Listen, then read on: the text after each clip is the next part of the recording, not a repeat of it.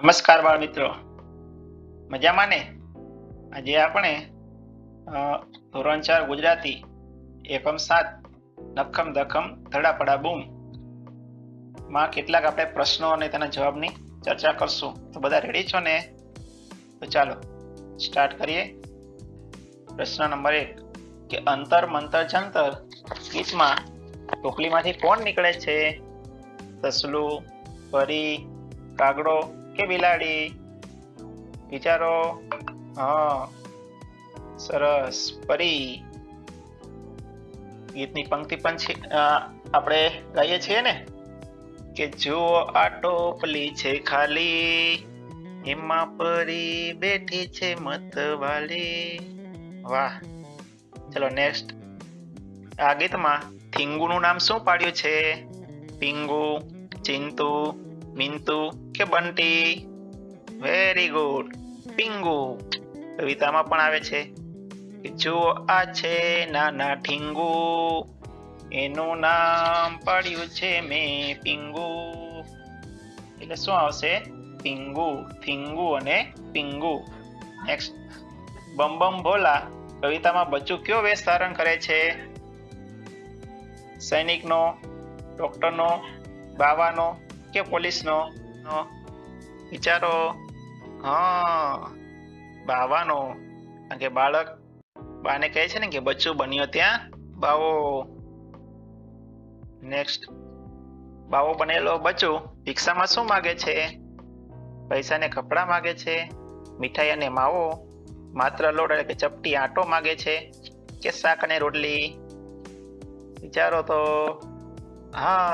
માત્ર લોટ એટલે કે ચપટી આટો માગે છે. બાવો કહે છે પૈસા કપડા કઈ ન જોઈએ, ચપટી આટો લાવો. ચલો નેક્સ્ટ. કવિતામાં આજીજી શબ્દ વપરાયેલો છે, એ શબ્દનો અર્થ શું થાય? ગુસ્સો, વિનંતી, હુકમ કે મજાક? વિનંતી. કારણ કે બા બોલી હતી ને આજીજી કરતી કે ચીપીઓ ના ખખડાવો. નેક્સ્ટ. વર્ગસુલે વર્ગમાં કઈ વિદ્યા શીખવવાનું કહ્યું? ત્રાટક વિદ્યા, ગાયન વિદ્યા, નૃત્ય વિદ્યા કે ચિત્ર વિદ્યા? વેરી ગુડ, ત્રાટક વિદ્યા. તૃપ્તિએ કહ્યું ને કે અમે ત્રાટક વિદ્યા શીખ્યા છીએ, અને પછી તો એને જાદુના ખેલ શરૂ કર્યા. નેક્સ્ટ. ટેબલ પર બંગડી મૂક્યા પછી તૃપ્તિ કયો મંત્ર બોલી? ઓમ નમઃ શિવાય, આબરા ડાબરા, નખમ દખમ ધડાપડા બૂમ, અલી બાબા 40 ચોર. વિચારો તો. નખમ દખમ ધડાપડા બૂમ. આ મંત્ર બોલીને જાણે કે આખા વર્ગનું વાતાવરણ જાદુમય બનાવી દીધું હતું. કવિતા બમ બમ ભોલા બાવો બનેલો બચ્ચું ભિક્ષામાં શું લેવાની ના પાડે છે? લોટ, કપડા, મીઠાઈ માવો કે પૈસા? વિચારો જોઈએ. સરસ, મીઠાઈ માવો.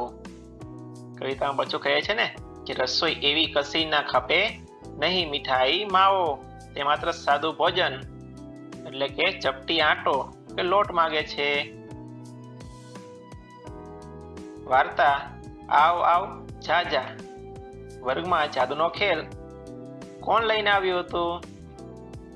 મયંક અને જ્યોત્સના, તૃપ્તિ અને અંશુલ, ઋતુ અને રવિ કે શિક્ષક? ચલો વિચારો જોઈએ.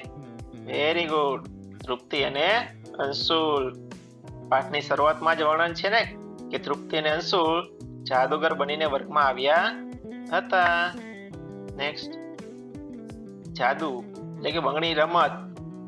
આવ આવ કહેતા બંગડી કોની તરફ ખસતી હતી? અંશુલ તરફ, મયંક તરફ, તૃપ્તિ તરફ કે બારણા તરફ? વેરી ગુડ, તૃપ્તિ તરફ. જ્યારે તૃપ્તિ આવ આવ બોલતી ત્યારે બંગડી તેના તરફ ગતિ કરતી હતી અને જા જા કહેતા દૂર જતી હતી. નેક્સ્ટ. બંગડી અને રબર ખસવા પાછળનું સાચું કારણ શું હતું? જાદુ કે વિજ્ઞાન? મંત્ર શક્તિ, ઇલેસ્ટિક એટલે કે રબર, ચુંબક કે પવન? વેરી ગુડ, ઇલેસ્ટિક એટલે કે રબર. બંગડીમાં સફેદ દોરો બાંધેલો હતો અને બીજા છેડે ઇલેસ્ટિક હતું. જે ખીલીમાં ફસાવેલું હતું આ હાથ ચાલાકી હતી, જાદુ નહીં. નેક્સ્ટ, ચપ્પુથી લીંબુ કાપતા લાલ પ્રવાહી કેમ નીકળ્યું? લીંબુમાં લોહી હતું, ચપ્પુ પર કંકુ કે રંગ લગાવેલો હતો, એ કપાસના ઝીંડવાનો રસ ચપ્પુ પર હતો, એ અંશુલે મંત્ર બોલ્યો એટલે? ચાલો વિચારો જોઈએ. હા, કપાસના ઝીંડવાનો રસ ચપ્પુ પર હતો. અંશુલે ચપ્પુ પર કપાસના ઝીંડવાનો રસ લગાવ્યો હતો, તે લીંબુના રસ સાથે ભળતા લાલ રંગ આપે છે. નેક્સ્ટ, દુપટ્ટા પર કંકુ જેવા લાલ પગલા પાડવા માટે તૃપ્તિએ પગના તળિયે શું લગાવ્યું હતું? હળદરનો લેપ, કંકુ, લાલ રંગ કે મહેંદી? હોવો જોઈએ. વાહ, હળદરનો લેપ. હળદરનો લેપ અને ચૂનો આ બે મિક્સ ભેગા કરીએ એટલે લાલ રંગ બને છે. એટલા માટે તૃપ્તિએ તેના પગના તળિયે હળદરનો લેપ અને દુપટ્ટા પર ચૂનાનો ઝીણો ભૂકો છાંટ્યો હતો અને આ બંને ભેગા થતા લાલ રંગ બને છે. નેક્સ્ટ, મનીષ સાંજે ઊંઘી ગયો. આ વાક્ય કયો સમય સૂચવે છે? ભૂતકાળ. તે ક્રિયા પૂરી થઈ ગઈ, ઊંઘી ગયો, તેથી તે ભૂતકાળ છે. નીચેનામાંથી કયું વાક્ય અત્યારે વર્તમાન કાળ દર્શાવે છે? અમે ગીત ગાઈશું, અમે ગીત ગાઈએ છીએ, અમે ગીત ગાયું કે અમે કાલે ગાવાના હતા? સરસ, તો આપેલું જ છે કે અમે ગીત ગાઈએ છીએ. અત્યારે ગાવાની ક્રિયા ચાલુ છે, તેથી તેને વર્તમાન કાળ કહે છે. છીએ, છું જેવા શબ્દો વાક્યના અંતે હોય તો મોટે ભાગે વર્તમાન કાળ જ હોય.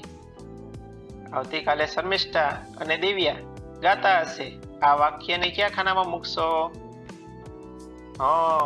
હવે પછીના, કારણ કે આવતીકાલે અને હશે શબ્દો ભવિષ્યનો સમય બતાવે છે, જે હજુ આવવાનો બાકી છે. નેક્સ્ટ, તૃપ્તિએ જાદુનો ખેલ માટે ટેબલ પર શું પાથર્યું?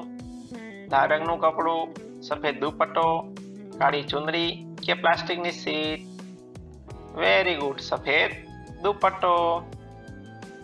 નેક્સ્ટ, અંશુલે લીંબુ કાપ્યું ત્યારે તેમાંથી શું નીકળ્યું? શરબત, દૂધ, લોહી જેવું પ્રવાહી કે પાણી? વેરી ગુડ, લોહી જેવું પ્રવાહી. જ્યારે લીંબુ કાપ્યું ત્યારે તેમાંથી લાલ રંગનું પ્રવાહી ટપક્યું અને આ જોઈને તો વર્ગના બધા બાળકો ડરી ગયા અને બાળકો ડાકણની વાત માની ગયા. માતાજીના પગલા પાડવા માટે તૃપ્તિએ પગના તળિયે અને દુપટ્ટા પર શું વાપર્યું? માત્ર લાલ રંગ, મહેંદી અને પાણી, ચૂનાનો ભૂકો અને હળદર કે ગુલાબ જળ? વેરી ગુડ, ચૂનાનો ભૂકો અને હળદર. નેક્સ્ટ, સ્વામી અમારો જાગશે. આ વાક્ય કયા સમયનું છે? પહેલાનું, અત્યારનું, હવે પછીનું કે કોઈ નહીં? એટલે કે ભૂતકાળ, વર્તમાન, ભવિષ્યકાળ? ચાલો વિચારો જોઈએ. વેરી ગુડ, હવે પછી એટલે કે ભવિષ્યકાળનું. જાગશે શબ્દ બતાવે છે કે ક્રિયા હજુ ભવિષ્યમાં થવાની બાકી છે. નેક્સ્ટ, નીચેનામાંથી કયું વાક્ય અત્યારે વર્તમાન ક્રિયા ચાલુ હોવાનું બતાવે છે? મને જાદુ આવડે છે, બા રસોઈ કરતી હતી, અમે ગીત ગાઈશું ને સિંહ જંગલમાં જતો રહ્યો. ચાલો આમાંથી અત્યારે ક્રિયા ચાલુ હોવાનું વાક્ય કયું બતાવે છે? વેરી ગુડ, મને જાદુ આવડે છે. આવડે છે આ હાલની સ્થિતિ બતાવે છે. હતી એ ભૂતકાળ અને ગાઈશું એ ભવિષ્યકાળ. ચાલો નેક્સ્ટ, અમે દિવાલ કૂદ્યા. પહેલા આ વાક્યને હવે પછી ભવિષ્યમાં કેમ લખાય? પહેલા દિવાલ કૂદ્યા, હવે એને ભવિષ્યમાં લખવું હોય તો એમાં 4 ઓપ્શન: અમે દિવાલ કૂદીએ છીએ, અમે દિવાલ કૂદી, અમે દિવાલ કૂદીશું કે કૂદકો માર્યો? વિચારો જોઈએ. વેરી ગુડ, અમે દિવાલ કૂદીશું. પહેલા ભૂતકાળમાં અમે કૂદ્યા, હવે ભવિષ્યમાં અમે કૂદીશું. એટલે હંમેશા કાળ પ્રમાણે ક્રિયાપદનું રૂપ બદલવું પડે છે.